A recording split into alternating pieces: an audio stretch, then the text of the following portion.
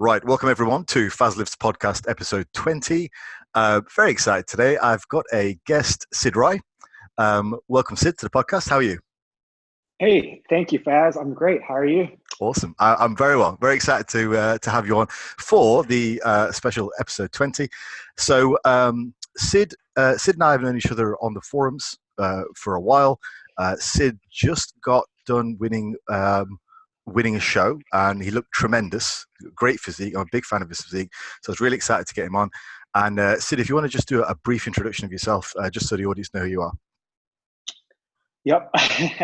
Yeah, you're definitely one of my bigger supporters on the boards and stuff, so I really appreciate that. Thank you. I'm Sid Rai. I'm 27 years old. I'm a CPA. I've been competing in bodybuilding since 2017, and so far I've done 4 shows with varying levels of success. Awesome, fantastic. Right, so we're going to delve right into the questions. And the first one I think is a really good question. So Sid's got a really busy job, not just sort of hours, but also mentally taxing. And he also, I know, is very regimented when it comes to his bodybuilding, as any good bodybuilder would be. So the first question is, how do you maintain a good work-life balance? Definitely. So CPA, like I said before, is certified public accountant, and there's different fields you can work in as a CPA, but I work in audit, and so I provide audit services and provide reasonable assurance that the financial statements of various publicly traded companies are properly stated. Mhm. And so what that means is I'm extremely busy for the few months prior to a company filing its financial statements with the SEC. I see. And so that period is our busy season. It lasts about 2 months, 3 months. And during that time, I'm working flat out, I'm working 80 hours a week, 90 hours a week. And just there's not a whole lot of time for anything in terms of work-life balance, just with work. And then once you throw in bodybuilding, you're missing a lot of sleep, but aside from that time of the year, it's really not too bad. I'm working your normal 40, 50 hours a week. And it really just, for me, comes down to kind of just prioritization. Like everybody knows the things that they have to do, in order to be successful in whatever they want to do. And it just comes down to how much you value that. So for me, if I was to rank my priorities, it's this is going to come off bad, but it's definitely my career would be number one. Sure, yeah, that's great. Yeah. Because without my career, I'm not going to be able to have any success in life, in my opinion. My family would be number 2, because without my family, it's just they mean a lot to me. And then bodybuilding is number 3. But the thing about bodybuilding is you need to absolutely, to have success in it, if you're not somebody with like top tier 1% genetics, you need to dedicate a lot of time to that. And so that's my biggest priority in terms of the other aspects that you can kind of cut back on, like socializing, just, or eating fun food, whatever you want to call it. And so in that sense of my what would be the best way to put this, out of my non-necessity activities, Right. Yeah. bodybuilding ranks the highest. Gotcha. And so during the year, I can fit in whatever I want. I can go out on the weekends with my friends, and I can live like a balanced lifestyle. But come contest prep and come busy season, there's just 2 things in my life, and that's work and that's bodybuilding. Yeah. That's a really good answer. I actually had a very similar conversation with a friend of mine recently, and said, I know what to do to put 100% into my day in regards to bodybuilding, but I'll usually manage maybe 70%, just because things like work and family, I'll always prioritize that. So I've got an idea of what I need to do, but it's a case of what can I actually do on a practical day-to-day basis and still live a life. So I like that answer, and I like the fact that you prioritize work and family. I think that's really important.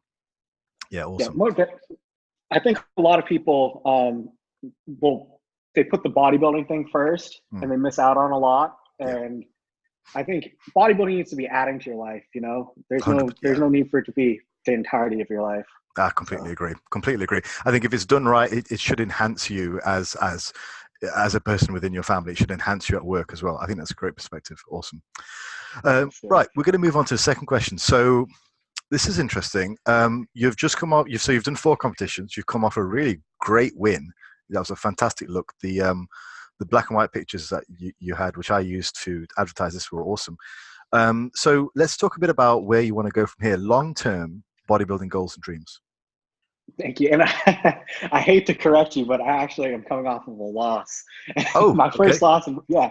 So my competition history, I'll just Yeah. dive into it Yeah, really please do. briefly. I Yeah. did my first show in 2017. It was the Phoenix Europa. And so I kind of had immediate success in bodybuilding. Not really in the sense of like right when I started lifting, I had immediate success, but once I started competing, I did. And so the first show was after probably, I want to say, a decade in the gym. And so, and maybe 3 years of bodybuilding seriously. So I did that first show, won the overall. 2 weeks later, did another show, won the overall. And I was advised to go to nationals and do a national level show. And but I knew that the type of physique that I wanted to bring to a national level stage, I wasn't there quite yet. And so I took a decent off season. I took off 2018 entirely. And then I set my sights on 2019, doing a junior national show. So I had to requalify in 2019 in order to do a national show. So I did that, did the Dennis James, won the overall again. And so that's like 3 straight shows at the local regional level, just winning overalls, doing great. It's fantastic. Yeah. And I'm not saying that in the sense of like coming off cocky or bragging about it, because I'm just setting the stage for the humbling that's about to happen. Oh no, you don't sound cocky at all. No, that's great. Yeah. And so I mean, I beat some decent guys in these shows that I did in 2017 and in 2019, and then I hit the national stage, junior nationals, and so it was, the level of competition was definitely the best I had, and I wound up taking second in my class. And so the goal was like, you know, when you've been winning your class and winning the overalls, and for me, period, the goal is always to win everything. Yes. You know, I don't believe there's a point in stepping on stage if your goal isn't to win. Yeah. And so that sucked a little bit, but I'm bouncing back from it, and I'm very excited for this upcoming off season. Awesome. And how long are you going to take off this time? This time, the plan for the next show, it's kind of up in the air. You know, I know that I was a light heavyweight, and so for those who are unaware, the cap for that weight class is 198, and I weighed in about 196, 196 for the first show this year, 194 for the second show, and and that was while cutting water to make it, and so I was pretty much at the top of the weight class, and so I know that I'm about a hair over 5'8", and to be competitive, in my opinion, or to bring the physique that I want to bring and be a dominant force at a pro qualifier, I need to be a heavyweight. And so the heavyweight cap is 225, but I don't think it's quite necessary to be 225 if you have a decent structure and decent shape, which I've been told that I do. And so the goal, thank you. The goal would be to be somewhere around the 210s, 215s the next time I hit the stage and try for a pro qualifier. For that to happen, there's 2 ways you can really pack on size. You know, there's the quick way, which can be dangerous, and then there's the slow and steady route. And I'm always more of a slow and steady guy. So I think I'm going to take at least a year, probably a year and a half to 2 years off the stage. Awesome. I also like that approach as well. Yeah. I mean, I'm only really in the middle of my first proper off season as a bodybuilder, but I just did a 8-month bulk, relatively slow and steady, 4-month cut, and now another 8-month bulk, sort of 2 years in between competitions. And like you say, it can get a little bit dangerous if you're just making these huge wild swings.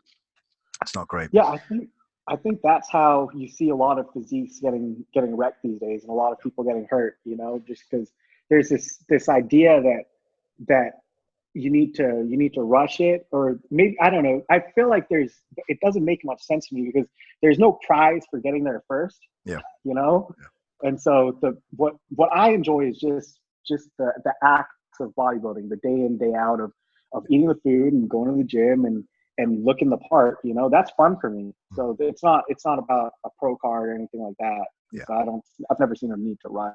Yeah, that's great. So let's go back to the original question then. So long-term bodybuilding goals and dreams.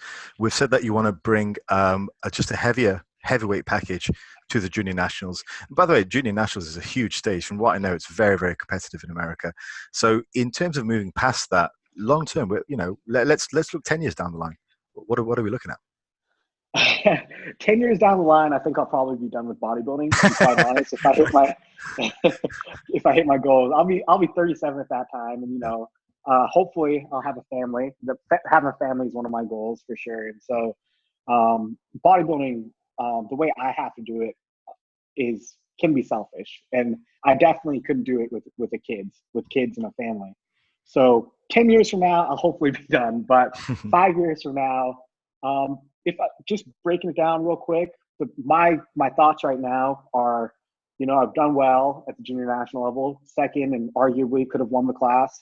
And so that to me tells me that to me kind of knocks that one off my checklist of things I need to do. Because, you know, guys like Kevin Levrone did the show, Sean Ray did the show, and they didn't win their classes either. They came in second, to be honest. Yeah.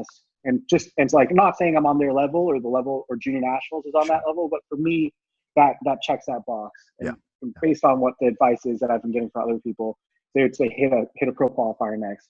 And so one of the things that's kind of holding me back is I'm not a U.S. citizen, and so I can't compete in your standard U.S. pro qualifiers until I do have my citizenship. Mm-hmm. I'm a Canadian citizen, so I could do North Americans, but I think that I have applied, and so I'd expect to receive my citizenship in about a year. And once I do, the idea is to hit USAs as a heavyweight, and then the goal being, I know I said the goal is to win everything, but at a pro qualifier, your first time out, your goal should be top 5. And so that's my realistic goal, and then go from there. Just assess from there if I can do that, whether I have a realistic opportunity of getting a pro card, and whether I should keep pursuing this goal.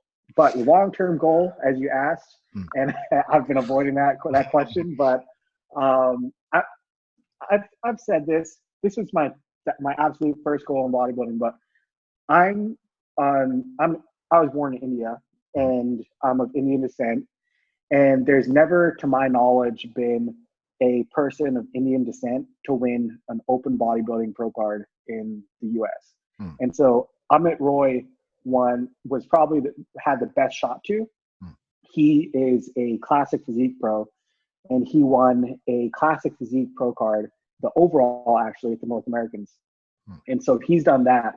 But for me to win a bodybuilding pro card as a bodybuilder of Indian descent in the US would be first. And so that would be a dream come true. That is really something. That would be tremendous. And I think that's definitely a goal worth striving for. So awesome. Very, very cool. We'll move on to the third question. It's somewhat related. The body shaving challenges of brown bodybuilders. We can talk about this. So let's talk about that. Oh man, I'm sure you did not like your shaving experiences either for the show, right? No, I didn't. It was not fun. It was not fun. Although to be fair, in a weird sort of way, I've actually probably gotten less hairy the older I've got. I don't know how that works. Wow, that's like very, very surprising. I sort of reached a Zen-like status now of just being less hairy. I'm sure I reached the pinnacle of hairiness probably 5 years ago. Sort of, my body's like, no, there's no point to this. So, yeah, what about yourself? Yeah, I hope it works out like that for me. That would be a dream come true. But yeah, I am an extremely hairy person. It's just absolutely genetic. It's everywhere. It's on my neck, on my back, on my butt, on my legs. And so come that peak week when you've got to shave, you know, it's just it's honestly a 2-3 hour process. Yeah. And so the reason this guy asked this question is because my mom and my dad usually do my shaving pre-show. Mm-hmm. And so this last show, their flight got canceled. And so they weren't able to come for the show, like right in time for me to get my shaving done before the camp. Yeah. And so I was like depleted as heck, just going hypo in my Airbnb like before the show, and I could not drive to anybody's hotel or apartment to get my shaving done before Junior Nationals. And so a friend of mine, actually, an internet friend, we've all got a lot of those. Yeah, of course. Since we're forum dwellers. Yeah. He's a good coach, and he was at Junior Nationals, and I'd never met him, but we've been talking for a while, and he was like, dude, I got you.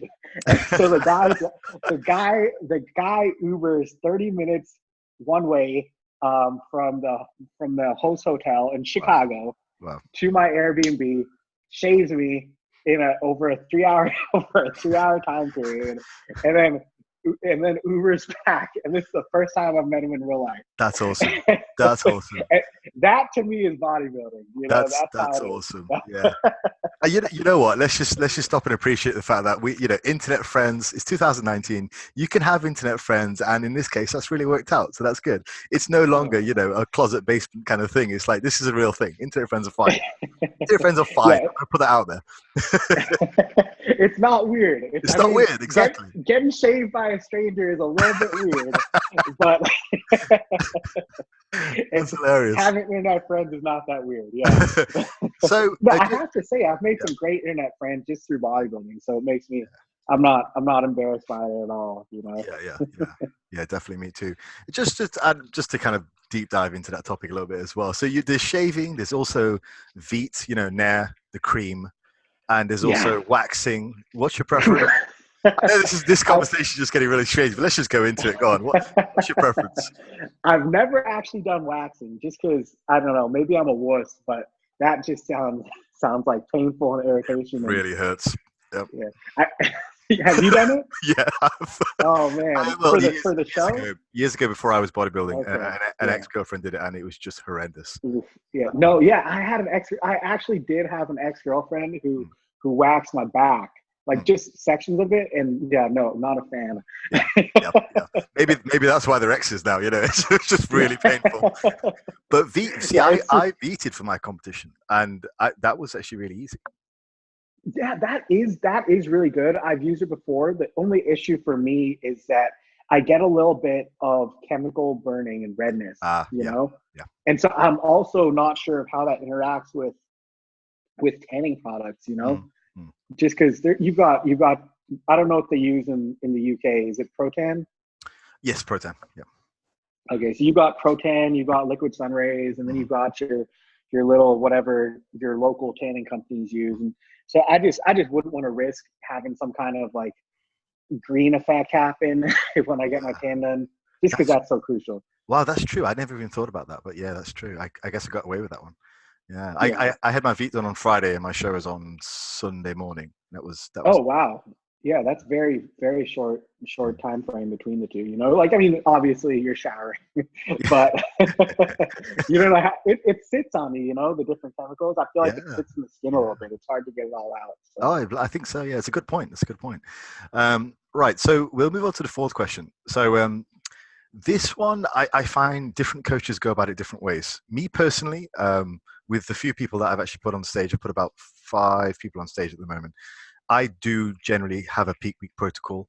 I know some coaches who forego peak week protocols and just ease their clients in as lean as they can be. What are your thoughts on peak week secrets? How do you do this? Peak week secrets? Yeah.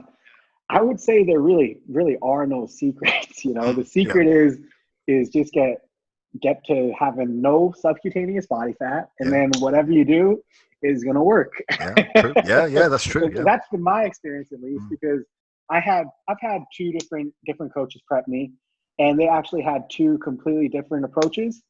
And I've gotten compliments on my look both times. Yeah, your dryness. And so, dryness and just like and fullness and and the approaches were totally opposite. For one coach, my first coach, he had me drinking. It was like 2 gallons a day of the show, and I had like 12 grams of sodium that day. Wow. And the other coach, my current coach, Andrew Vus, he had me restricting my water on show day, and he didn't have me push the salt that high. And so I think the biggest secret that people don't really seem to get is you have to be fat free.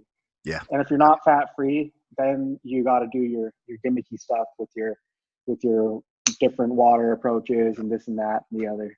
Yeah, I completely agree. I think you can, if you're doing peak week protocols and you're like, 10% body fat, it's just you're barking up the wrong tree, So yeah, I get that. That's great. What makes we'll come back to that question. Since you mentioned your coach, we'll cover this question first. Okay. Your current coach is Andrew Vus. Yes. How does Andrew Vus work differently to previous coaches or to coaches for example? What does he do differently? Well, Andrew's awesome. Andrew's a very different guy in the sense that everything he does is very non-cookie cutter. He doesn't really have a game plan going into things. He doesn't have any idea of what he's gonna, or he reacts to what he sees in front of him. I like that. And so that's exactly how it should be done, I think, because if you're going into something with a game plan, there's confirmation bias there, right? So him and I actually got into an argument about this because it's my first time prepping with him, and I can be a little bit of, not just a little bit, I can be extremely neurotic when it comes to contest prep, because it's important to me. Sure. And Andrew is the most stress-free, relaxed guy. And so I told him, hey man, can you give me a breakdown on what the plan is for peak week? And he's like, no, there's no plan. What are you talking about? What do you mean there's no plan? I mean, because my last coach, like 2 weeks out or 3 weeks out, we did a practice peak, and he sent me this template of what he does, and it's like, and there's like, you're looking at a glucometer, and there's this detailed water loading protocol, and you can only eat asparagus and all this crap. And so Andrew's like, no, it's like, there's no game plan. So me stressing out, I think he's holding out on me, holding some seats back.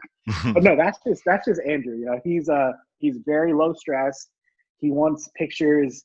I think I sent him pictures like 2 times a day, every day at certain points, like fasted in the morning. I'd send him pictures from my bathroom fasted, from my living room fasted in the morning on check-ins. And then post-workout, I send him pictures. So he's just, and this is at least like 4 times a week, like for the entire prep. And so he's very pictures focused. He's somebody who he really, when it comes to peaking, he believes in water restriction. A little bit. Like some guys are really, not in the sense of cutting it entirely. He never cuts it, but he'll restrict how much you're drinking, and he'll time it around your meals and just like that. And so, and then as far as just in terms of how he interacts with his clients, I think that for me at least, he's just like a very good friend. We talk all day. He's very he's not at all money motivated. He's somebody who who's always put my interests first in terms of making sure that I progress rather than just looking out for his own interests. Yeah, I know what you mean. Yeah. Rather than sort of force anything which could potentially negatively affect your health and stuff. Yeah. Yep. Most definitely. Sure. Yeah, that's great. He sounds, like we were saying, he sounds very much a reactive coach, which I think is some of the better ones. I often find with people who have a game plan moving forward, it often reminds me of that phrase, if the only tool you have is a hammer, everything looks like a nail. Yeah. Whereas if you have a big tool set, you can work like that, which I think is a sign of a good coach. Definitely. Awesome. I like that answer. Very cool. Yeah, he's worked with a lot of the bigger name coaches. He's worked with Fakri Mubarak. He's tight with Chris Aceto after working with him, and he's picked up things from them. But really, it just comes down to the guy he has a clientele of like 120 plus right now. Mm-hmm. you know, and he's been doing this for a decade, Mm. you know, and so it's just experience. Yeah. And so that's all it comes down to. And the thing about him is he has a very good eye. A lot of people don't have a good eye for what's flat, what's full, what's spilled. But he does. He sees it, and it's just something that you're kind of born with, I think. And so that's his biggest asset, is his eye and his instincts. On a sort of a secondary question regarding Andrew Vus again, what has his own competitive career been like? I'm just curious. So I am actually overly familiar with this because I helped him write his bio for his website. And so he started competing in college, and he started competing as a lightweight, didn't do so well at his first shows. And then he came back, won his class locally, and then wound up getting a couple top 5 placings as a lightweight and as a welterweight at national level pro qualifier shows. And so he's somebody I want to say he's like 32 now, but he definitely, I think, could have gotten a pro card as a welterweight, especially now that that the welters and the middles are depleted with classic physique. But I think that he knew that his potential as a coach was really far superior to his potential as an athlete. And he knew also that this is something like that you have to take into consideration when you're hiring a coach. Just that a lot of these coaches, if they're competing, you have to think about how selfish you are when you're competing. Yeah. And think about whether they're going to be able to put their focus on you the way that you would want them to if they're your coach. And so Andrew knew that the way for him to be the best coach he could be would be to stop competing. And so that's what he did. And since then, his business has blown up, and he's been doing fantastic. I think he's one of the best up and coming coaches around. That's fantastic. Yeah, it's great to hear. I was having a conversation with a friend of mine, and we were just talking about the sort of age-old conversation about whether a coach needs to have had success in the field, as a competitor himself, to make a good coach. And over the years, my opinion has sort of changed on this. I remember when I first started lifting, I was a bit of a sort of like a hard gainer apologist, and I was like, well, your coach doesn't, he just needs to know the theory, he doesn't necessarily blah blah have to know everything himself, have to have done everything himself. But my views on that have considerably changed over the years, and just because I've seen a range of coaches who I don't think are particularly great, and they don't tend to progress that much themselves. I'm not saying that every guy who looks good could make a good coach, but what I'm saying is I think certainly in bodybuilding, perhaps not in other sports, but certainly in bodybuilding, you need to have a modicum of success in your sport as a competitor before you can be a good coach. What are your opinions on that? Because that's a really big argument that people get into. Oh man, I think I agree completely with you on this one. I think we're in total agreement. Just because, I mean, bodybuilding, it's like if you have the knowledge and you have the means, and you should be able to achieve something decent. I'm not saying you need to be a national level guy. I'm not saying that you even need to be like, you don't even have to be anything special, but if you don't look any better than a natural, and you're giving out PD advice, and you're prepping people, and thank you. there's something wrong with you, And like I'm not gonna. I'm sorry, but I can't really respect you as a coach. I wouldn't want to hire you. And I mean, anybody. The thing about bodybuilding is like anybody can get success with a group of clients if they have decent genetic clients, and they put their clients on protocols that are going to give them kidney failure and heart failure in 15 years. Right. That's a thing. So, but you can do that with no background in yourself, and with no success on your own in bodybuilding. And so that's why you can trick people that way. But to me, the only people I'm ever going to hire are people who've walked the walk themselves, and that's variable. But like just have looked the part, have dedicated themselves to a diet to where they've come in shape. If you've never been in shape, like I'm probably not gonna take your advice. And then have a resume, that shouldn't be too much to ask, if you're a coach. Just you can prep people for a couple years free or whatever, a couple months, couple years, whatever it takes for you to get a decent resume, and then just start out slow. Yeah.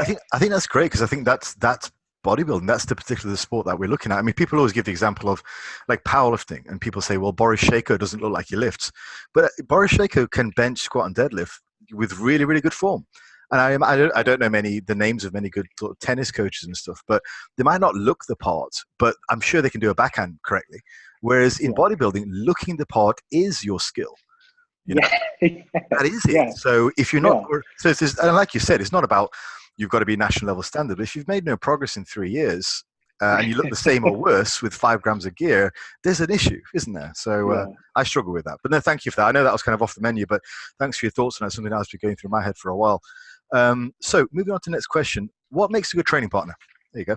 Oh man, this one is tough for me because it's been a long time since I've had a good training partner. My last good training partner was in Oklahoma City, and we got to work together for about 2 months before I moved, and so that was a real bummer. But for me, the way it varies, just because different people have different styles and different attitudes that they like to bring to the gym. For me, the gym is very work first. I don't like to chit chat. Yeah. I don't like to take long breaks between my sets where I'm having a conversation. And some guys like that, they like to take their 4-minute breaks and bullshit a little bit, and then they do their sets. But for me, I'm this sounds snooty, but the Dorian mindset, I heard that he and his partner, what's his name? Leroy something. Yeah. Yeah. Yes, Leroy. And he's I heard they didn't talk at all the entire time they worked out. And for me, that would be great. I would love that. Totally. Just hit the weights. And then once we're done, we can chit chat and bullshit over some food or whatever it is. And that would be the ideal session. But I think that in terms of specifics, somebody who's a similar level to you, who has a similar mindset in terms of whether they're competitive or not, and then somebody who's stronger in some areas than you and is weaker in some areas than you, because there has to be a push and pull, where you're able to benefit them as much as they're benefiting you. I think if just an equal exchange of sorts. And then if you both have similar weak points, if you're both trying to bring your backs up, if you're both trying to bring your arms up, you can stay on the same split, and that would just be perfect, So yeah. And that was my buddy Ryan Padilla in Oklahoma City. Shout out to you, my man. My best training partner was probably my elder brother. We trained for a number of years when we first started training, and we were very much the same. There was very little chit chat. We had a job to get done, and we both just trained intensely to get it done. And we had that sort of we both had that positive energy that could have brought us both up. And that was that. And I think I don't really train with the training partner these days because I find it quite difficult. But it's funny you talked about the mindset and not talking, because I was actually about to put up a post on my Instagram looking for somebody for a push session tomorrow, and the post was basically going to be like, I'm looking for a training partner tomorrow. I'm probably not going to talk to you. I'm probably going to have my headphones in. I probably won't even look at you, but if you fancy that, then go. I thought I'll just sound like a dick if I say that. But that's kind of what I want. That's exactly what I want. And it's so tough because I'll get all these people that will, after a show, you get a lot of attention, and you get these people DMing you on Instagram. Yeah. And they're like, they're local, and they're like, hey man, let's catch a workout. Let's get some work in. Your quads are great. I want to learn from you. And it's like, well, that's great, but I don't want to have to be working out with you and talking. Exactly. Right. Like, if you want to, honestly, I'd rather just give you my phone number. You text me for advice. I'm happy to text you back, give you free advice. But I don't want to be talking. I know you're gonna have 1,000,000,001 questions, and we're gonna have a get to know each other session when we're lifting, and it's just not when I'm at the gym. That's my. I don't know how you do it, but for me, it's a little bit of meditation. Yeah. To an extent, I'm not getting it. I'm getting there lifting intensely, but I'm not getting there lifting upset. This is the place for me to kind of reset my mind. I might be stressed out with work, but for me, the gym de-stresses me. And Yeah. so I don't want to be worrying about making a good impression on this person And that I'm meeting for the first time. I think especially during prep time, you're just that amped up, and there's that Oh, much yes. expectation on yourself, self expectation. And I think when anything gets in the way of your workout, on top of if you've had a stressful day, it's just like, oh, I can't deal with this. I just Yeah, I'm guilty of just being like, oh man, there's this guy. I was posing in the locker room, and he's a bodybuilder himself, and he comes up and he just moved from Chicago, and he's like, man, you look great, very complimentary, and he was like, we should train together. And like he said that over text message, and I was just straight up with him. I was 4 weeks out, and I was like, man, you're not gonna have much fun if you train with me right now. It's not gonna be a good time. So let's just connect once my season's over. Like, I mean, people think I'm blunt on the internet. You should see me in real life. It reminds me of, I was about 4 weeks out of my competition last year, and I was on a leg extension machine, and I went to just fill my water bottle up. I came back, somebody had taken the pin out of the leg extension machine to use it for something else, and so I was wandering around the gym trying to find a pin, and I must have looked so pissed off. I wasn't that pissed off. I was just like, okay, I got to get a pin. And the guy who took it came up to me and apologized after. He's like, I'm really, really sorry. I didn't mean to take it. You look well pissed off. And I was like, wow, I really have to check myself here, because I probably look like I'm going to kill someone, but I'm not really. But yeah, it's not great. It's not great fun. Right. No, yeah. In prep, when you've got that resting bitch face, I think people will try to will see your fear for sure. Here's another sort of side question on that. Just as you're now one of the big guys in the gym, you're now one of the big guys. When you first started, you were that guy looking for advice and asking people for advice. Are you getting more and more younger guys coming up to you, just randomly saying, look, can you give me some advice on this? Or do they stay clear? It kind of, I'll get, honestly, people steer pretty clear in the gym. Yeah. Like, just because I got my headphones in, I literally make no eye contact with anybody. I think people can really tell that I'm there with a purpose, and so they'll avoid me. But once I'm done, I'll get people that will come up and say, ask me questions and things like that. And I'm always happy to chat, just like after my workout, and that's, I don't mind sharing information for being helpful. Yeah, I kind of go back and forth on it. I'm similar to yourself. After a workout, I normally do some cardio, and I'm quite happy to talk then. But I was just thinking the other day, when I was a kid, when I was sort of, when I first started training at 18, I was that annoying kid asking everyone for advice. And so it's kind of like a circle of life thing. I feel like I should give back, but I suppose like yourself, I'd rather do it after a workout. It's just kind of the way I am. But, I mean, I've heard that Phil Heath will just pause in the middle of his workout, and he'll just chat with whoever, and that's great. That's cool. But for me, I can't do that. I don't think that I can get the results that I need to. Yeah.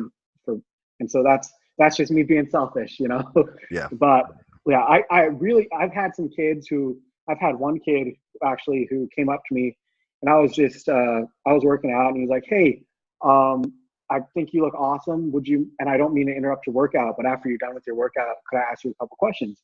And that blew my mind, because nobody is that polite, It's very thoughtful. To say, it was very considerate of him. So yeah, most definitely I gave him my time after to chat with him and that's awesome. Pick my brain.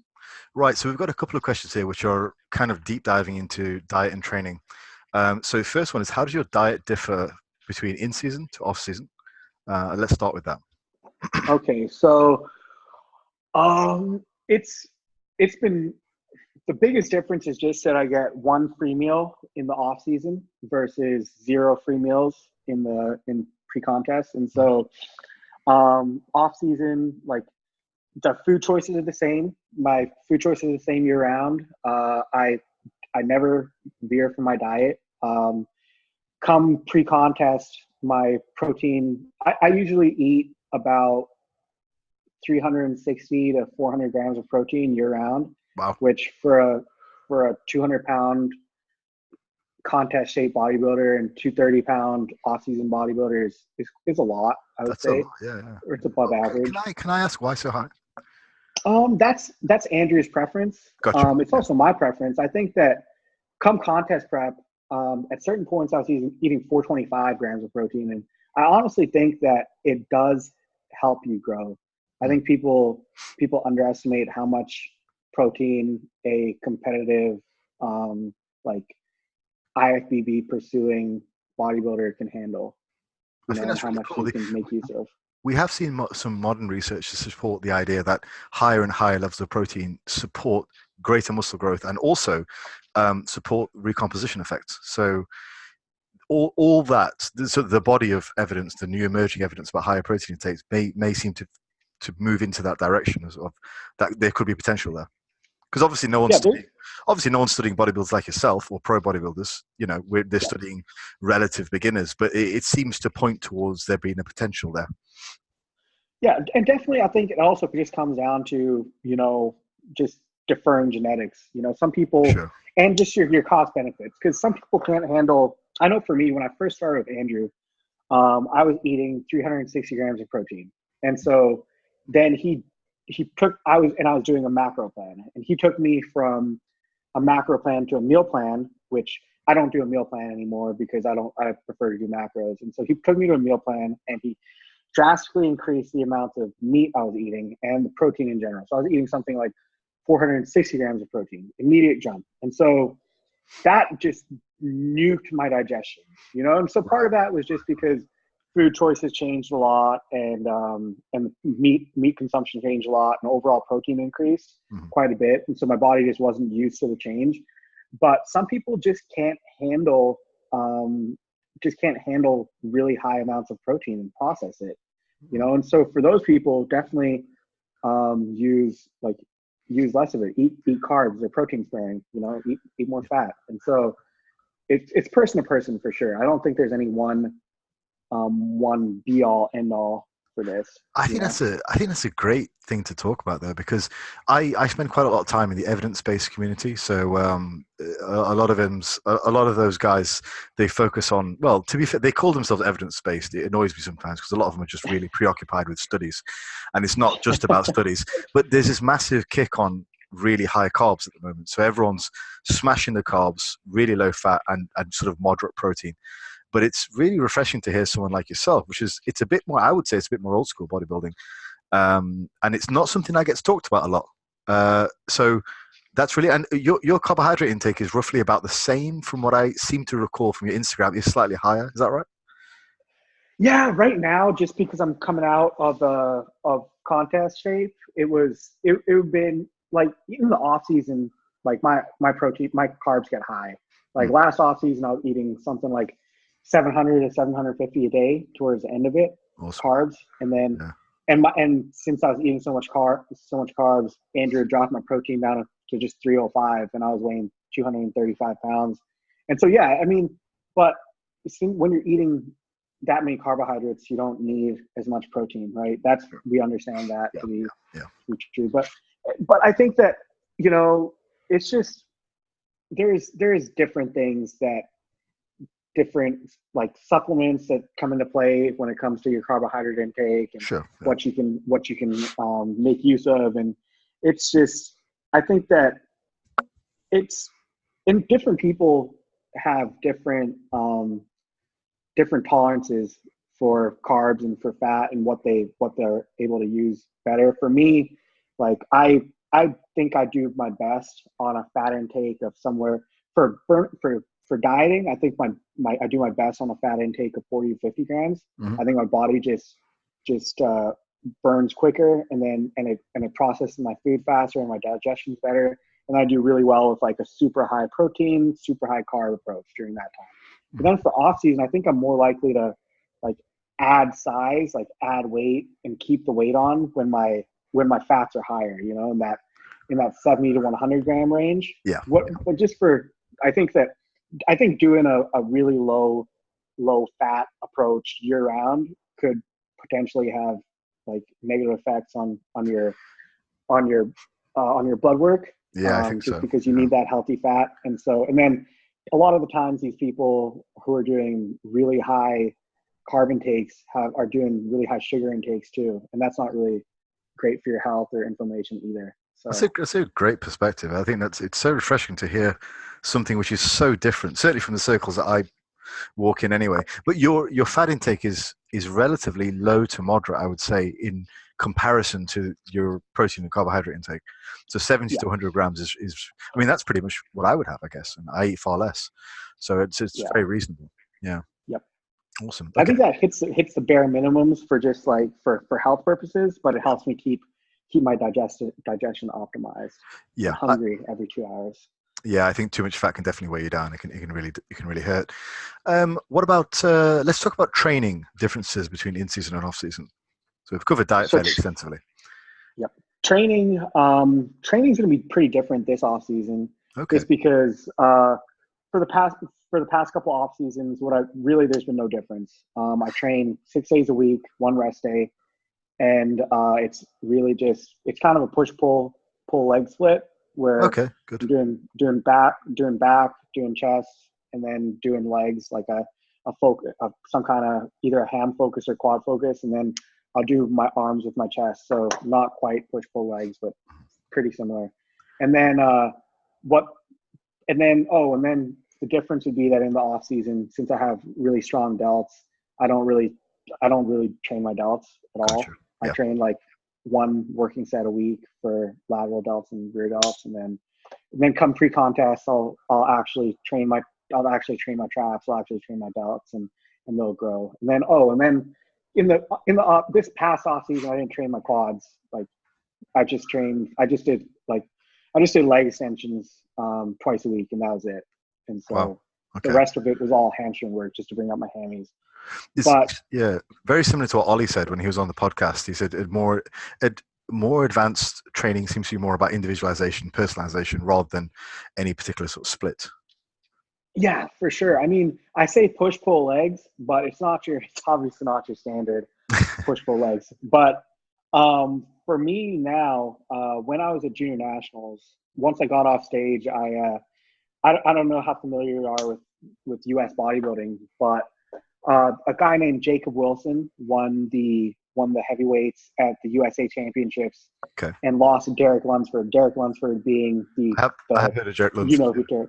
you know who he is, obviously. Yep. But for the people who don't know, he's one of the top contenders for the 212. And so Jake was a fantastic bodybuilder. He's a junior nationals, and he took a shine to me just because I reminded him quite a bit of himself when he was competing as an amateur.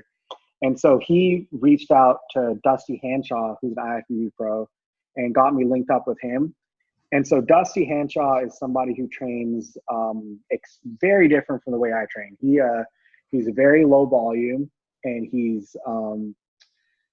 it's very, very high intensity. Just like the volume that I do isn't excessive, but he's doing like 2 exercises for a body part and 1 work set a piece. Mm-hmm. And so it's quite a bit different from what I'm going to be doing. And so I'll be working with him for at least 16 weeks this upcoming off season, once I'm a little bit fatter and I have some more body fat to push from. Some more cushioning, yeah. Yeah, it's a little more cushioning because the way he trains is very, very intense and very compound movement oriented.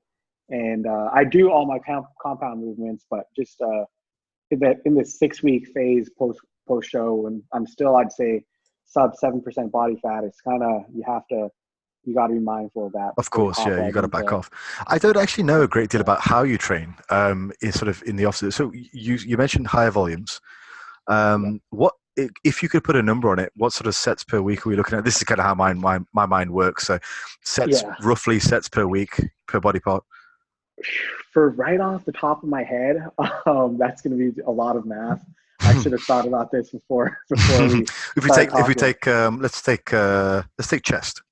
Yeah. So for chest, that's what's interesting is for some body parts, I do pretty low volume. So for my chest is pretty good, and it's also prone to pec strain. So all I've really done is I'll warm up with 4 sets of cross body presses. None of them are work sets, just getting the blood moving. And then I'll move on to dumbbell incline. And I'll do, I'd say 2 to 3 work sets, two sets of 8 to 10 at a top weight. And then I'll back down by about 20% and do like as many reps as possible with that weight. So I'd say that's like that's 2 to 3 work sets. If the first work set, if the first set is that top weight isn't a true work set, and then after that, I'll move on to pec flies, and I'll do 1 work set, and then I'll do dips, and then just body weight dips and do 1 work set there. And so that's really low volume for chest because of it's prone to injury, and I don't need, and it's a genetically gifted body part. And then for something like back, I might do a pullover warm up with 1 working set, and then I'll do a barbell row, work up to 1 working set, and then I'll do what am I doing there? Oh, I'll do a chest supported 2-arm dumbbell row on an incline bench, and I'll work up to 2 working sets, like a top similar to chest, and then after that I'll do pull-ups because Andrew is really keen on me doing pull-ups because he thinks my back sucks, and then I'll do pull downs, and I'll work up to like 2 working sets of the pull downs, and so that's a little bit more. That's on like my easy day. And so you've got a couple of back days and a couple of chest days because you're doing legs twice. So overall anywhere between say 10 to 20 sets. Yeah, I would say that's right. Yeah. In a workout. That makes sense. It makes complete sense. Yeah, that's awesome. Yeah, it would be interesting for me. I might follow up on you on the forum about how you're getting on with the low volume approach, because I have my own theories about who that works for and things like that. So it'd be interested to hear your experience, but we can talk about it another time. I'm interested. Who do you think that works? For me, I think that would work best for like ectomorphs, people who are really genetically small, who don't grow very well. Oh, the low volume approach. Yeah, the low volume approach. I actually think the opposite. Really? Okay. Yeah, because I think the limiting factor is the connective tissues during the session. Oh, yeah. This is a theory that a guy called Casey Butt originated back in 2003 or something, and it's something that Mena Henselman has sort of alluded to recently, and it's something that I've believed in for quite a while. But I think that someone like myself, for example, I'm not genetically, my bone structure isn't genetically huge, wrists, ankles, all that kind of stuff. The heavy duty stuff for me, when you train, you've had this sort of, you form, like, have little deformations in the ligaments and the tendons, and I think if you're not built massively robustly, I think it points to a need for greater frequency. So split your training across 2 or 3 sessions, and also greater variety of exercises to allow you to keep pounding the muscle. Whereas if you've got somebody like a Dorian, his ligament structure is going to be able to withstand as much abuse as his muscles can take. So he can potentially do very low volume and potentially very low frequency. So I think it's more down to an unstudied factor, which is actually the connective tissue. And I think if you're very, very robustly built, your connective tissue can take as much as you're willing to throw at it, and your muscles will get worked to the hilt. Whereas if you're less robust, 2 or 3 or 4 or 5 work sets into a session, you're pretty much done, and you should probably reapproach that same body part another time per week. That makes a lot of sense, and it's something I didn't even consider. I was thinking more a lot. I listen to Dave Palumbo a lot, and he says he thinks about it from a recovery standpoint. And so a lot of the thinner people tend to undereat, and if their energy expenditure is more if they're doing a lot of volume in the gym, just because they tend to just burn harder. And so in order for them to recover from that, they have to eat more, and so it's better for them to use a low volume approach. But from the sense of a connective tissue approach and a structural approach and an avoidance of injury approach, I think that certainly makes a lot of sense. Exactly what you're saying. If you look at a guy like if you look at a guy like Flex Wheeler, for example, or Paul DeLay, they were always sort of known for being lazy trainers because they didn't actually put a great deal of weight on the bar. But you look at the workload that Flex would go through, it'd be like sets of 20 on the leg press just over and over and over and over again. And if you look at his joints and his muscle structure in his bellies, it kind of points to that same effect. Whereas a Dorian, or Luke Sandow is a modern example of that, thickly built. And I've seen some of these guys up close, and it's just unreal how thick. I was at a strongman competition way back when 2003 or something, and I saw one of these guys up close, and Sid, it's unreal. Like their elbows were back as big as my knee joint. No, I believe it. I mean, just because I'm one of those guys who I'm the same as you. Like a female can wrap her fingers around my wrist. Right. Yeah. Me too. Yeah. That's how small my wrists are. So yeah, I imagine you probably get the same sort of I guess it's kind of a compliment, but you look heavier than you weigh. Oh yeah, all the Yeah, time. I Yeah, get that people too. guess my weight Yeah, way heavier than it actually is. So it's interesting. good for bodybuilding for sure, Yes. but yeah, in terms of now you're making me reconsider my training approach. What are you doing, man? Sorry, apologies. Yeah. No, you're Awesome. good. That's it. I think 16 weeks for something is a good is a good amount of time to Yeah, really yeah, assess whether it works for you, and hopefully I won't tear my pec off in that time. yeah. But I think we'll you'll see. certainly get some quick gains over the first 4 weeks because your body will be reducing its sort of fatigue levels from all the high volume training, but your fitness will just skyrocket. So I think your strength will skyrocket in the first 4 to 6 weeks. So I'd say you'd get good results in terms of strength there. Yeah, So we'll see how that goes. Yeah, but I say yeah, I'm I'm excited. going to follow up on that with you because it's an area of interest for me. For sure, and it'll motivate me to not stick with what I'm currently doing. Right? Yeah. I'm a creature of habit. I hate to change things, and part Yeah. of that, I guess, is just part of that's just not liking to change, and part of it's probably a little bit of arrogance. I think, I know what I'm doing. I don't need any Yeah. new Yeah. advice. But yeah, for sure, we can always take new approaches, and so that's what I'm trying to do with this one. That's Yeah. definitely very valuable. All right, so let's go on to the next question. Things you know now that could have saved you time. So you've been bodybuilding for 10 years or so, over 10 years at this point. Um, Well, I've been lifting weights Mm, since I was 15, mm, just for sports. I only started bodybuilding seriously when I was 21, and I'm 26, 27 now, so that's 6 years. But yeah, for quite a while, I've been at this for a minute. mm. Yeah, Yeah, and competing, I started in 2017, yeah, so it's yeah, been 2-3 years. yeah. But things I know now that could have saved me time. Mm. Whew, man, that's a tough question. I mean, uh, just that more isn't all isn't just that what it comes down to is um really time in the game, Mm. and like there's no real way to rush the progress, and that you're not going to be, and I don't know about time, just what could save me time, just because every mistake I've made I haven't really made any huge mistakes in my opinion, but Mm. the things that just I would not want to. I think that I had a lot of stress in the beginning because I thought that I needed to look a certain way immediately after I started bodybuilding seriously, or I needed to be at a certain level. And like, I was comparing myself to other people and thinking, how come I'm not looking like this guy when he's my age or he's younger than me? Yeah, And we all just progress at different ages, and you just have to focus on your own pursuit and maximizing your own positive traits and worry about yourself, you know? yeah. I think I like the idea of just slowing it down and just letting it.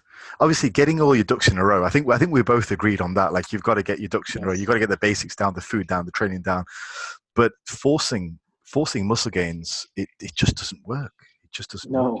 No, Yeah, it doesn't it at all.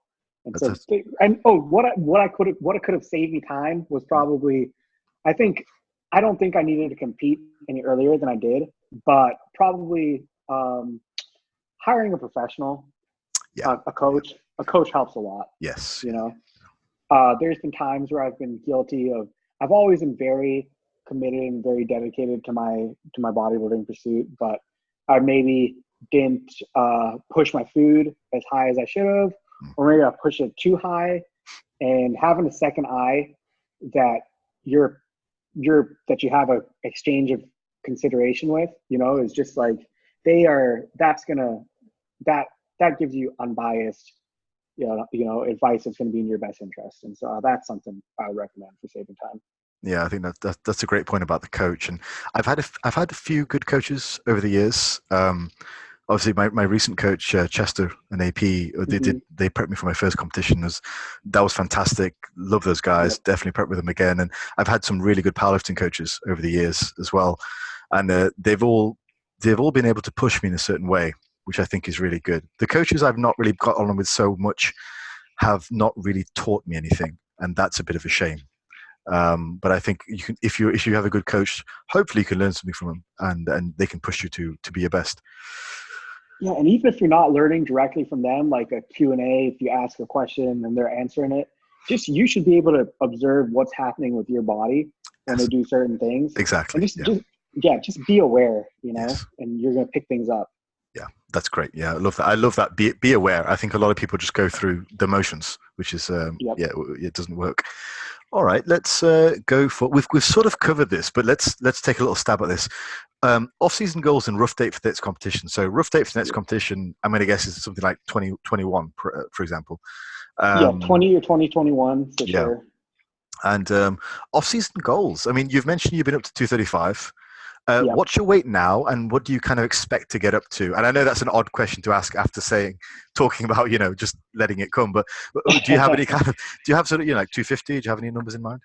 Yeah, no, I'm 206 right now, and I'm really, really lean. And so I think I could push this leanness to probably 210, and then I'll start to have to get a little chubbier. But I think I know I say don't rush things, but you should have some type of strategic goal in mind for the off season. At least if you're trying to move up a weight class, you know, you're not gonna. I think there's this misconception that you can grow into a show like for the before even hitting a higher weight, you know, like that's not going to happen. If you want to be a 225 pound or 210 pound heavyweight, you have to be somewhere from like 245 to 255 the first time you try to diet down there, you know, just because you got to build the size first. And so for me, I think I would like to stay a little bit tighter this off season, just because it's healthier. Yes. From like a blood pressure standpoint and blood work standpoint. And so the goal is to get to 240, 245. And then I'll probably, if I can't stay off, I have some local show goals. I want to go back and win the Mr. Oklahoma title. So I think I could do that probably around 210 stage weight. So I think I might attempt that depending on how my off season progress is, and attempt that in 2020. Then take the remainder of the year off, use that to rebound, and then do USAs in 2021. Yeah. And or we'll see. I might just take off all the way till 2021 and see what happens. See how much size I can put on. But the goal for sure is to bring up the back, bring up the arms, and then get that body weight up to where it needs to be a legitimate heavyweight. In terms of rate of weight gain, do you have sort of goals for that to keep you on track? I'm personally looking for roughly a kilo a month. Is that something you look at, or? If I was to monitor things on my own, I would look for probably that same rate, or maybe even 3 pounds would be okay a month. Sure. But given that I have Andrew to keep track of things, I just really shut my mind off and let him do it. Because for me, he's always been someone who's like, you're lean, we need to eat. You don't. He said to me, do you want to be a pencil dick forever, or do you want to be big? That's great. And so I was like, man, you're right.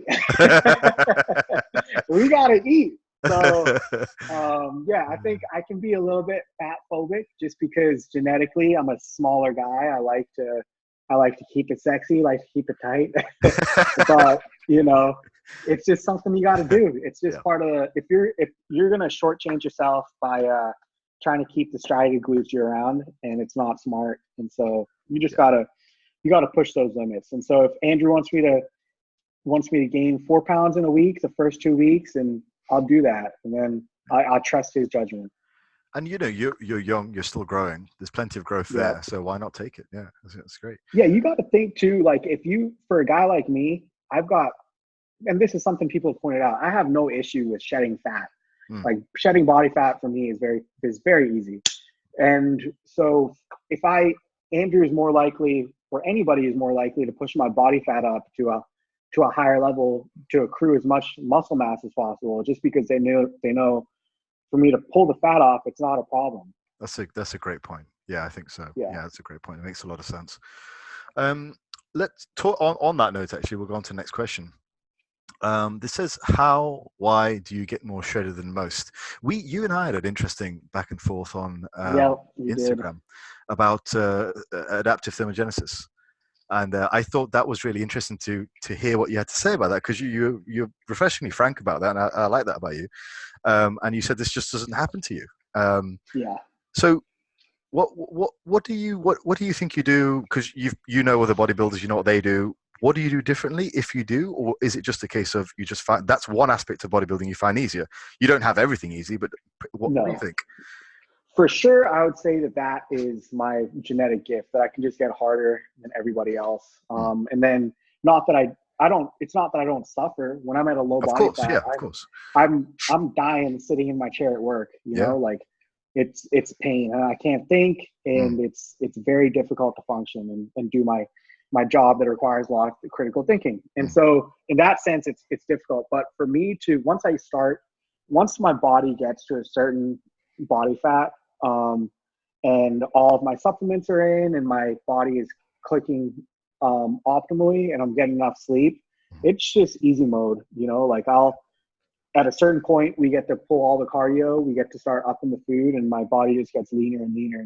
And whether that is also because we start drinking more water because I'm hungrier, and I start going to the bathroom more, and that's more activity. So there's more, there's more neat, right? That's non-essential.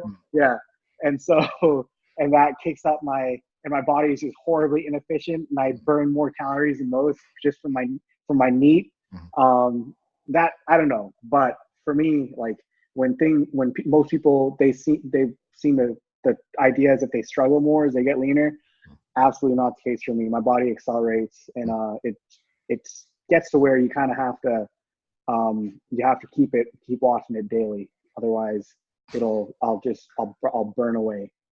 Yeah, that's great.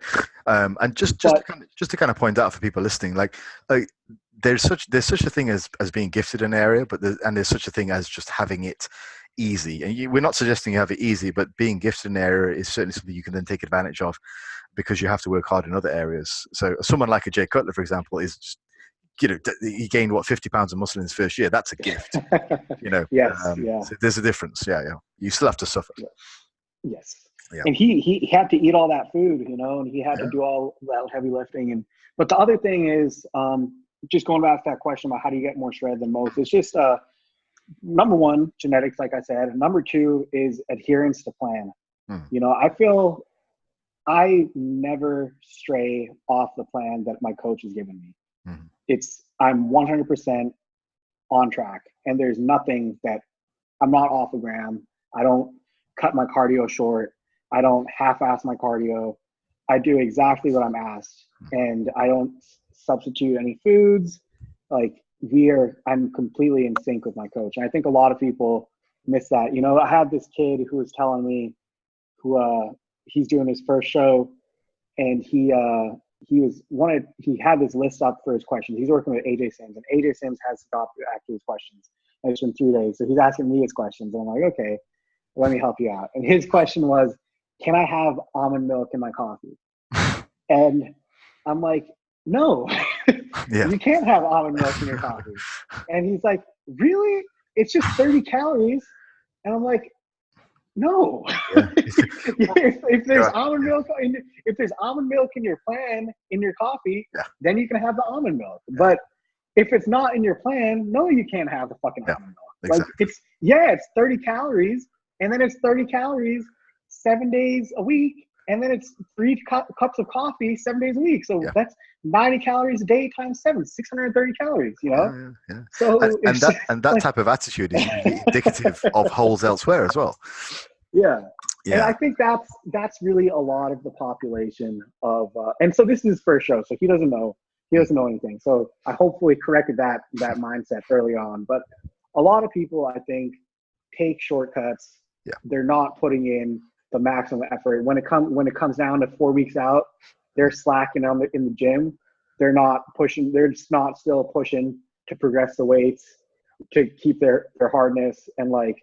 And I'm going to call somebody out right now. I saw Jason Varner, Captain Speedo. He said this about somebody doing heavy rack pulls like at 4 weeks out, and it's like, and he said, yeah, you're going to tear your pec, or he tore his pec lifting heavy, Yeah. And so he tends to like back off the weights like the last 4 weeks. And it's like, you do need to lift with a level of caution and intelligence, but if you back off your intensity and you back off of your training like that far out, I think you're definitely going to lose some of the look, and you need to be working as hard as possible in the gym. Obviously, don't go for triples on rackfuls when you're depleted, which is what that kid was doing, which is retarded.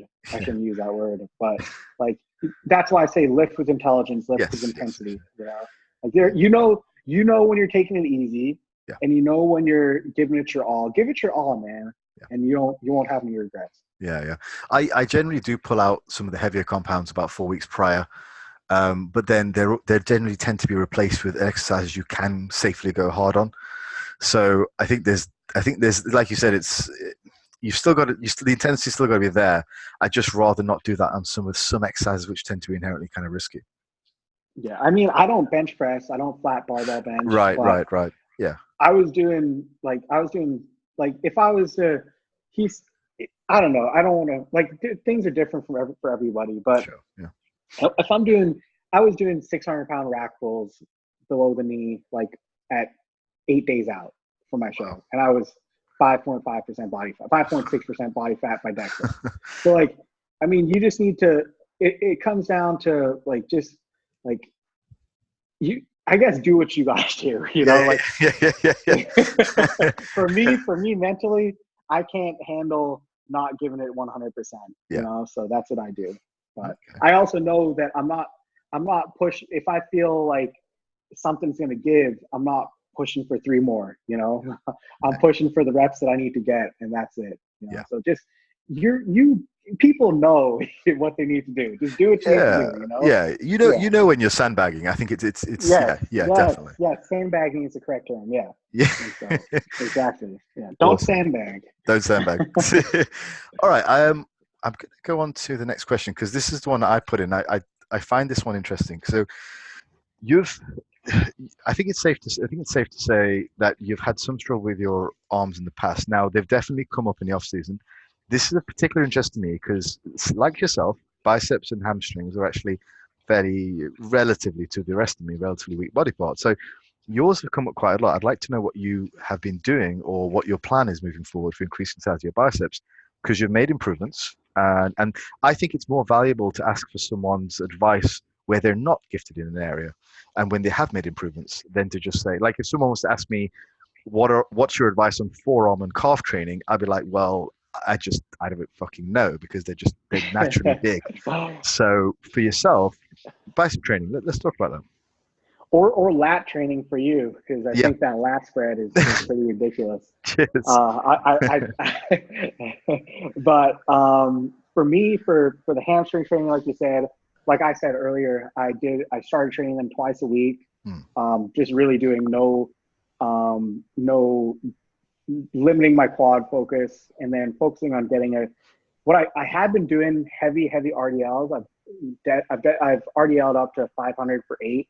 Nice. Very strict form, and my hamstrings weren't great. My glutes are fantastic, but my hamstrings weren't that awesome. But once I started doing a lot more leg curl variations and focusing on progressing the weight on leg curls, I think I really got a lot more drop in my hamstrings this season compared to prior seasons.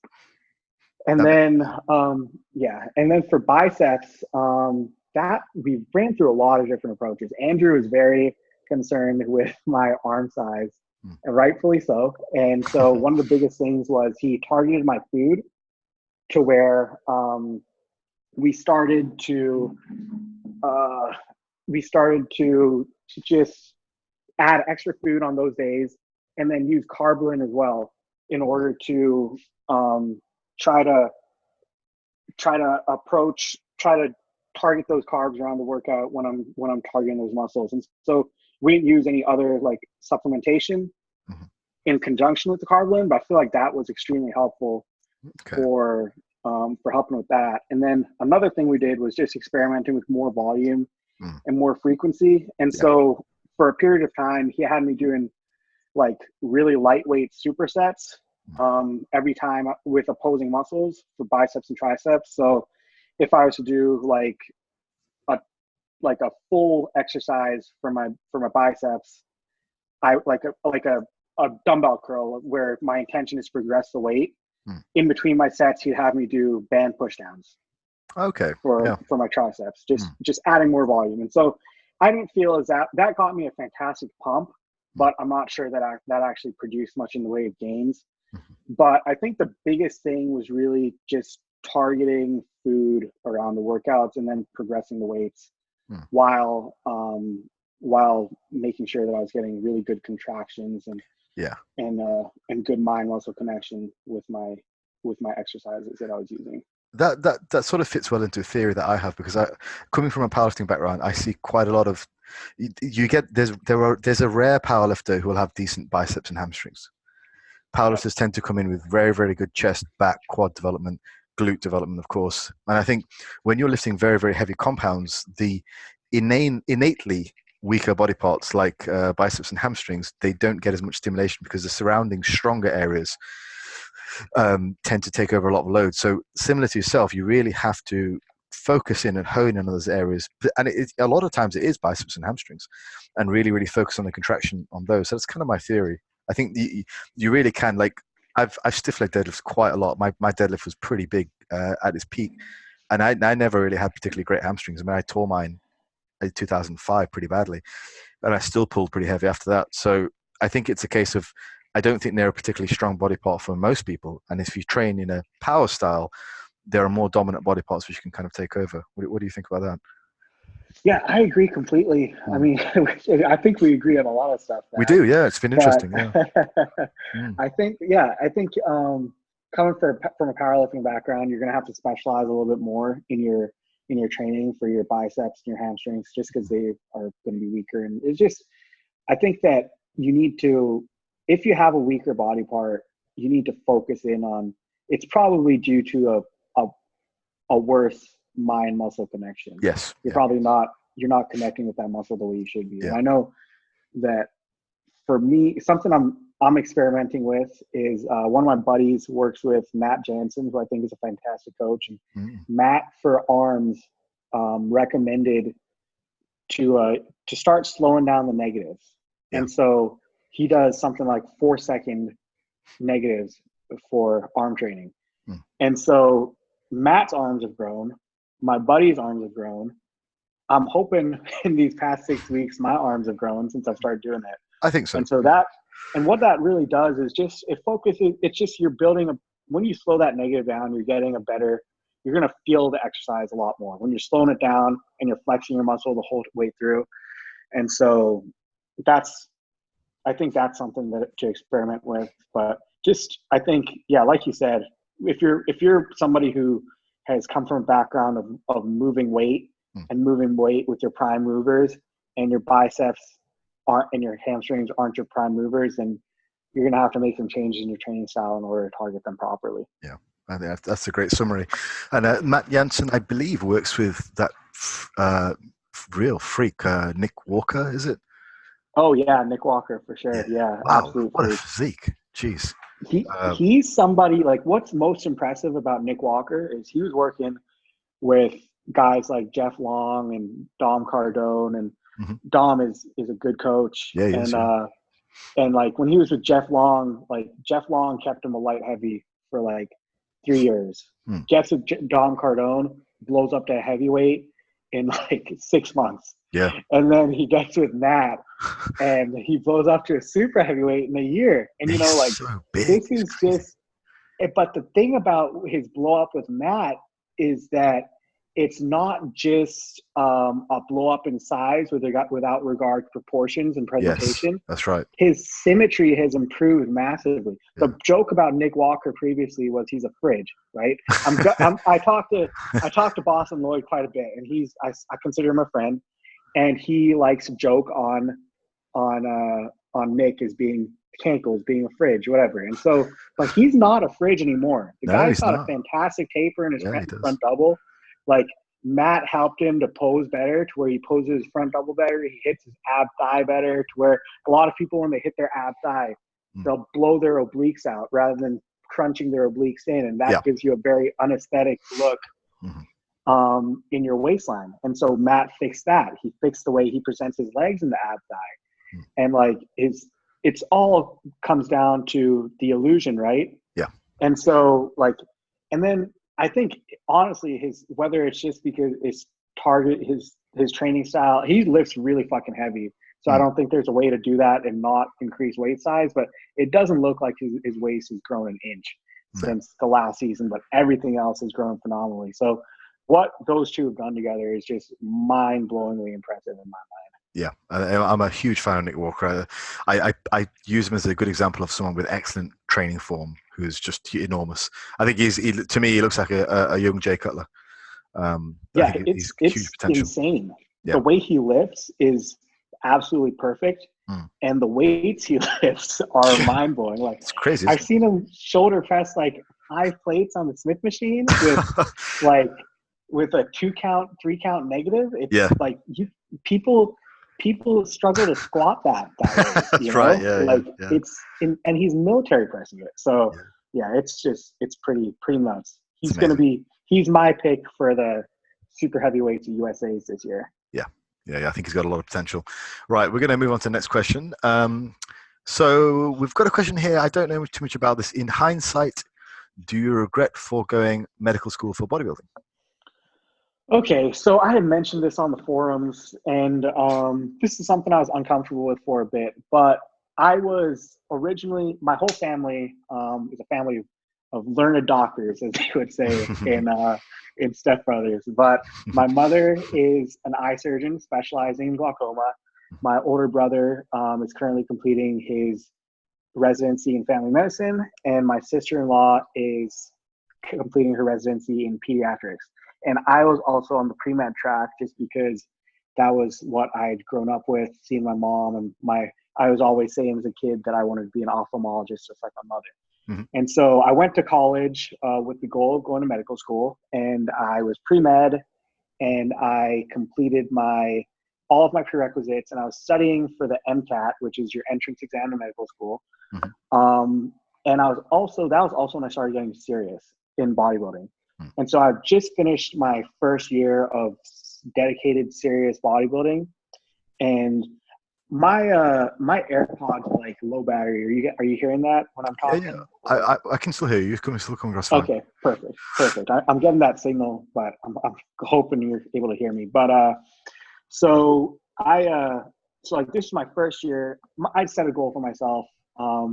If I respond well to bodybuilding training, I will keep doing it, and if I don't, I'm not going to pursue it because there's no point to me. Because that's very much my personality. I'm somebody who, if I'm in, I'm all in. And if I'm not, if I don't think that I'm not, And so one of my good buddies is Aaron Clark. And so Aaron Clark is a pro bodybuilder, and he had I asked him, I sent him my pictures, and I was like, what do you think? I've been doing this a year. Do you think I have a shot at being any good at this? He's like, dude, you could very easily be a national level guy soon. Like, don't sell yourself short. You look great. And so at this time, this is that pivotal moment, where I need to commit to either pursuing the medical school thing, which is going to make it impossible for me to bodybuild at the level that I want to and reach the potential that I think I have, or I need to set that aside, pursue something that I also enjoy, which at this time, even though I hit all my pre-med prerequisites, I've been completing a major in accounting just because I enjoy accounting, and I thought it would give me a good business background to start my own practice once I became a practicing physician. And so I had the option of pursuing a career in accounting. And so that would give me a lot more flexibility to pursue bodybuilding while doing that. And so I knew that in my heart that science was never really what I really enjoyed. I'd done it mostly because I felt there's an expectation. from my brother and my mother that I needed to be a physician like them. And part of it was just me trying to meet their expectations for me. And just the expectations of the entire Asian community, I imagine, as well. Yes, you know. I know. You're part Pakistani, right? That's right, yeah. Yeah, so you understand that if you're not a doctor and you're not a lawyer, you are a failure. But no, I think a CPA is okay too. They brag on me for being a CPA, as long as you got some kind of title. Right, as long as exactly. you got letters after your name, you're all right. But so yeah, so I was studying for the MCAT, and I knew that I would hate my life for the next 4 years studying science and not being able to bodybuild. And I thought, let me see what I can do with myself. And yeah, I don't regret it at all, honestly. I told myself that if I didn't place top 3 at junior nationals, I would go back and try to pursue a medical school career, just because if I can't place top 3 at junior nationals, I'll never turn pro. And to me, even though the financial compensation for turning pro and becoming a physician are drastically different, in my mind, I think, and that's all that matters. To me, it would be an equivalent accomplishment to achieve my bodybuilding goal or to become a physician. And so, and also the other thing about that is the timeline for reaching bodybuilding goals is very short compared to the timeline for going to medical school and becoming a doctor. Right. And so like there's people who go back to school and become practicing physicians in their 40s, and so I could totally I don't think I would do that, just because economically it makes no sense, given that I've invested a decade and a half into my current career and then I'd be taking on all this debt, and there'd be the opportunity cost of not working, and it would be stupid, but it's still a possibility. But once you get to like 35, it's neither realistic nor is it healthy to pursue bodybuilding success as a beginner. So I made my choice, and I think I made the right one. Yeah. Excellent. Fantastic. And just the last couple of questions now. Let's get them in before your iPods die. How do you deal with doubters, and any examples of that? I thought this was an interesting question. What are your thoughts on that? That's a good question. I've been very lucky in that I've only really had one doubter in my life, whether that's because I set realistic goals and nobody can really like hate on them or doubt me, or just I surround myself with good people. I haven't really had a lot of people who doubt my ability to do what I set my mind to. But was that somebody from your inner circle, or? No, that was actually when I was getting ready for junior nationals.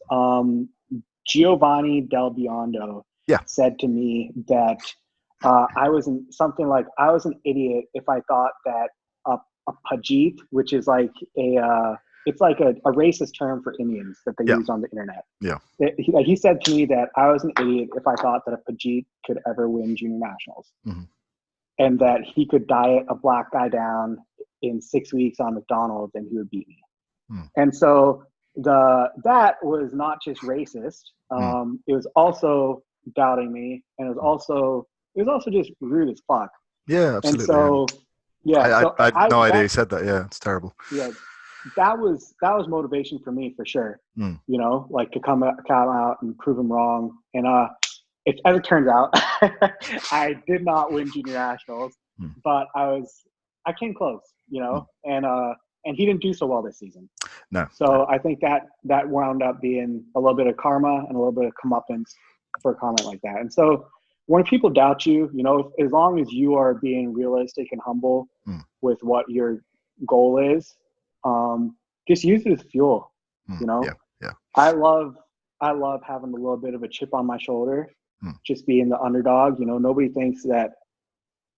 A lot of people think that for whatever reason Indians have crap genetics just because they don't really pursue the hobby, or there's not, or the nutrition isn't geared towards building muscle, and the lifestyle isn't geared towards building muscle. But I mean, I'm not the biggest guy walking, and I'm not the best body walking, but I look pretty good, man. Yeah, you yeah. know? I tend And to find that so, people who use the Pajit term don't exactly look like they're part of the Aryan race themselves either, for the most yeah, part. yeah. I mean, it's just, I was kind of mind that somebody would say that to me. Yeah, That. But yeah, it is what it is, you know? yeah. And, I think in terms of your perspective on that and how you deal with things, I think that's actually very inspirational. So I'm glad that we had that question, and we're going to round out with the final question, which is yep. predictions for the O.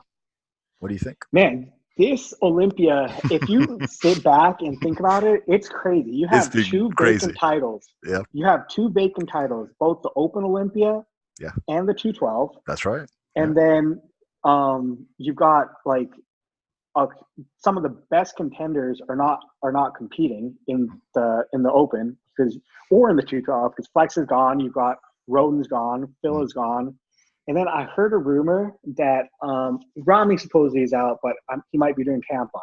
yeah. And so there is just, but who knows? We don't know that. And the But drama with Bonac now as well. He's not going to be yes, probably not going to be at his best. yeah, you don't know how William Bonac is going to come in, given that he's changing his coach, and given that he apparently can't eat can't eat his meal plan properly. Yeah, so strange. But that just shows you your what genetics mean. It's everything's Yeah, happening.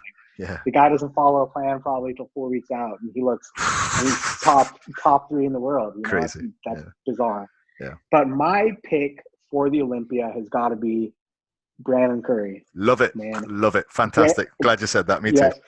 Yeah, he's been he's somebody whose physique I've always really liked. He actually the first forum I was ever on was T Nation, and he used to post on T Nation, and he was doubted from the beginning over there. They never thought he was natural when he was, and now he's like this fantastic IFBB pro. He turned pro, and he had all this hype around him because he had such a great body, but he never really lived up to the hype because he had all these obligations at home, right? Yeah, With his yeah. family and his kids.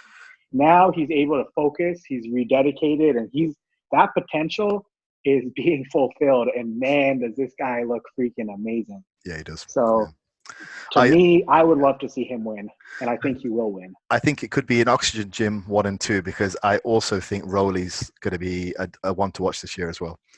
Yeah, Rolly. I think people are sleeping on him a little bit just because of how he came out in the beginning of the year. But you got to remember, this guy was pushing hard last year, and that Arnold Australia look that he had. It's just when he brings it in with his taper in proper and his condition where it needs to be.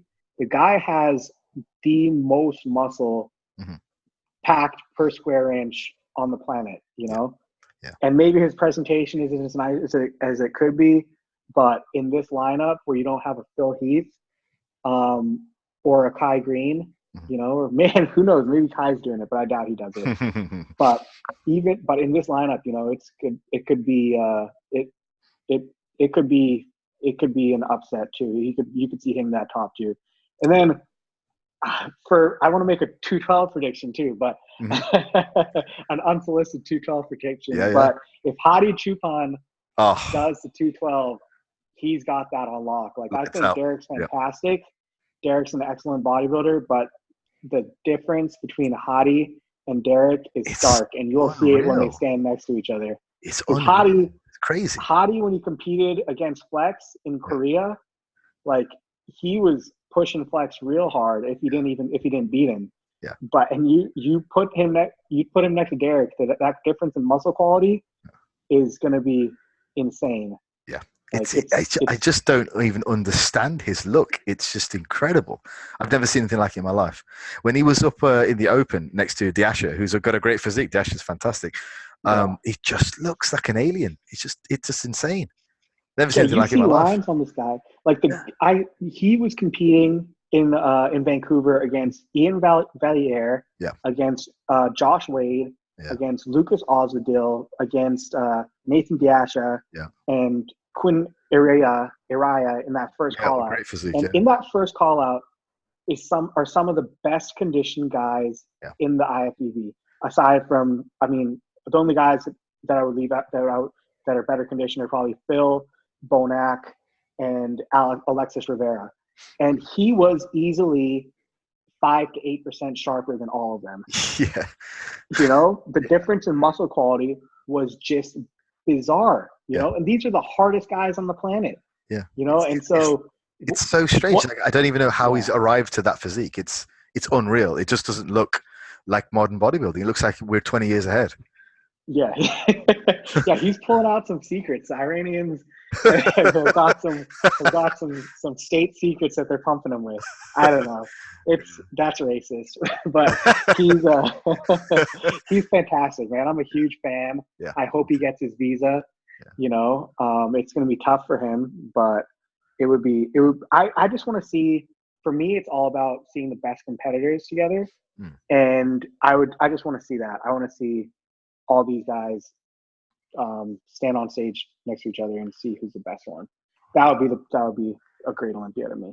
Yeah, excellent. I think that's a great summary, and we're gonna end it there, Sid. But thank you very much for your time. I know that when we arrived on the podcast, you were just finishing a meal. I imagine it's time for meal 2 for yourself. It's 10 minutes. 10 minutes till meal 3. I'm already meal 3. Yeah. Oh wow. Okay. Yeah, right. Yeah. I'm an early riser, up to 5:30 today. Right. So, right. So I'm gonna let you get off and eat. But big thank you for coming on. And I thought we covered some really cool stuff. Great stuff about bodybuilding, some training, diet, and just all the intricacies. I think this was a really, really good chat. So I really appreciate you coming on. Thank you. Yep, I had a great time chatting with you. It's good to meet you over the phone, Faz. Yeah, you too, Sid. All right, take care, buddy. You have a good night.